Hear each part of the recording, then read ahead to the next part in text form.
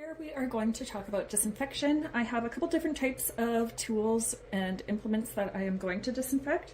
I wanted to show you that I use an antimicrobial soap, and this is great because when you're washing your hands a lot, using a regular soap that is not a pH balance soap will actually really dry out your hands. I've been using this for 7 years, and my hands are always perfectly smooth and moisturized.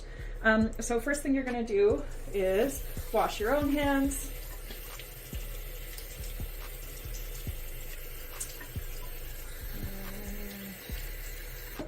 Next, we are going to grab our scrub brush and just apply some here, and then we'll just be washing the sink.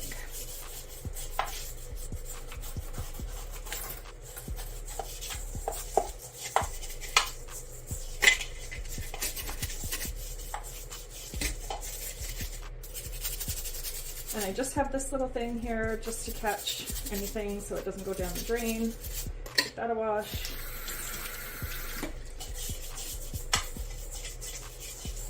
Okay, so if you're just starting out and you do not have access to a sink in your aesthetics room, or if you're a mobile esthetician, what you will actually do is you can use one of those, you can get them at the dollar store. It's like a basin where you wash dishes, and then it has a built-in rack. Those are really great because you can just set that inside the sink that you're working in. Of course, you're still, if you're working in a kitchen or a bathroom sink, you're still going to wash and disinfect that sink before actually putting the basin into the sink. And then what I like to use for disinfecting objects is Lysol. My health inspector said this is absolutely fine. You don't have to buy anything fancy. So prior to actually working in this space, you're just going to spray the counter, wipe it down. Same with any chairs, doorknobs, your aesthetics table. You're going to use Lysol to wipe that down. Okay, so next I have my implements here. I also have some facial items. I have some tools that I've used for lift and tint. So I'm just going to actually put them all in here and wash them. So you're going to wash all of your implements with Back to Stat as well.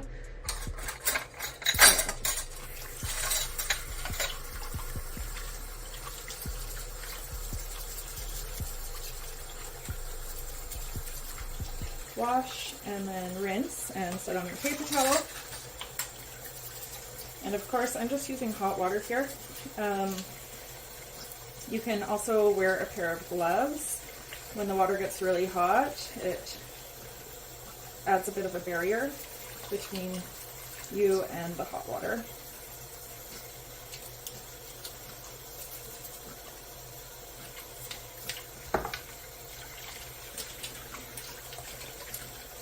Okay, so I'll wash the rest for time purposes. I just wanted to show you, you wash and rinse with Back to Stat, and then you're going to set on your paper towel and allow it to air dry.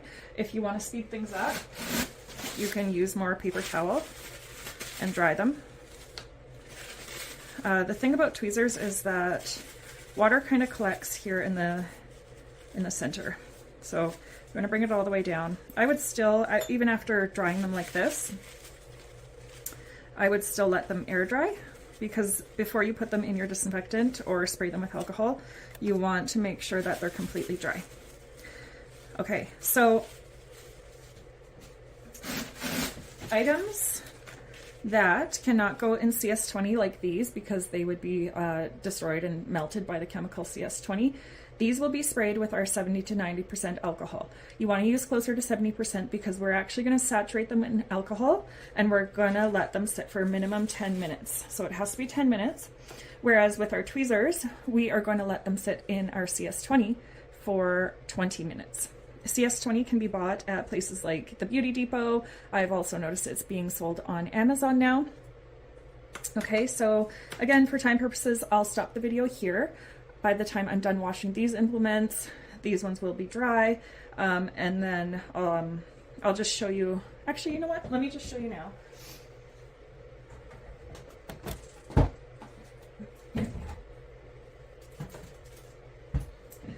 this is a Pyrex container. This is what I put my CS20 in.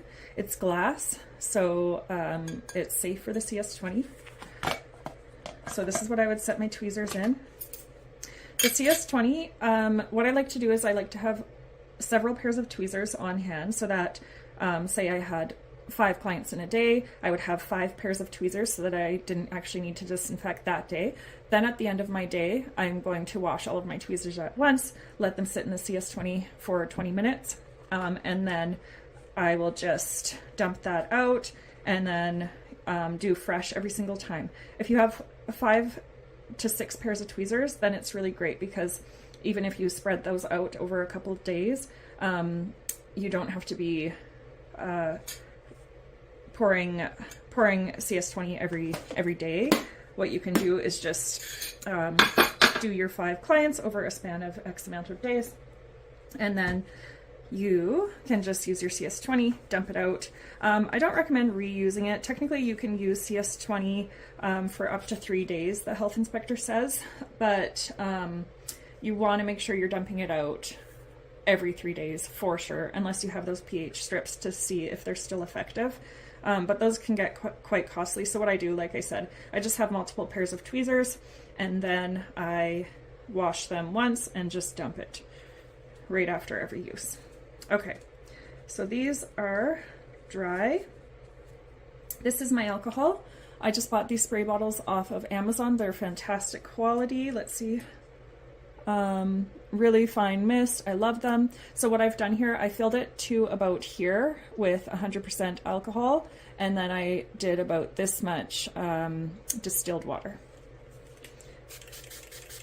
So you're going to fully saturate those.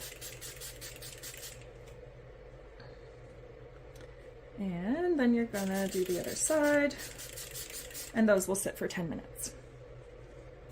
Once they have sat for 10 minutes, and once your tweezers have sat in the CS20 for 20 minutes, you will, you can use gloves for these. You don't have to, because alcohol is safe for the hands. With the CS20, 100% you'll want to be wearing gloves. It'll actually give you a chemical burn. So you would take them out, rinse them with hot water, and then again you would allow them to air dry, or you can dry them with your paper towel, and then they're good to go. I like to store them in my drawer, in my lash trolley. If you don't have a drawer, just get another container like this, just so that they're not getting contaminated by dust again. This is my distilled water. I buy it in a package, in a container like this, but then, like I showed in the other video, I put it in a squeeze bottle, and that's, I'll just show you again. I pour my distilled water into this so that it's easy access, so when I have to refill my alcohol, I just pour in a little bit like this, or when I have to refill my nano mister, I refill with that. After a client has been in here, I do that. For my aesthetics table, I do this. You don't have to, so I'm experimenting with chairs right now, just for ease of client. I have elderly clients, I have some clients that have issues sitting up from a laying position, so I'm experimenting with a recliner. The issue that I'm finding with it is that it doesn't lay flat enough, and so I have wood blocks positioning it so that the head goes back further. What works really good is the massage table. You'll keep the head rest in, because then your knees can fit under the head of the client. I recommend then, if you're going to go that route, find a pillow that is wipeable to position there, because you want something that's wipeable. So you can see this is wet here. I'm going to wipe with my wet disinfecting cloth, do some dusting if I notice dusting needs to be done, wipe the bed entirely. You're going to wipe where the client lays, of course, then anywhere that contact could have been, so the sides of the arms.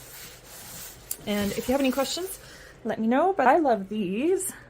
They are great. Normally they have wheels on them. For some reason this one didn't. I stole it from my daughter's room because I wanted something a little bit bigger to store all of my permanent makeup and tattooing supplies. I just bought these used. Most of everything I have, I buy either off of Facebook Marketplace or Kijiji, and so really utilize those used items. Of course, all you have to do is spray them with Lysol and wipe them down and clean them. But yeah, really great for storage. The reason we like to have things in drawers is so that they're not being contaminated with dust.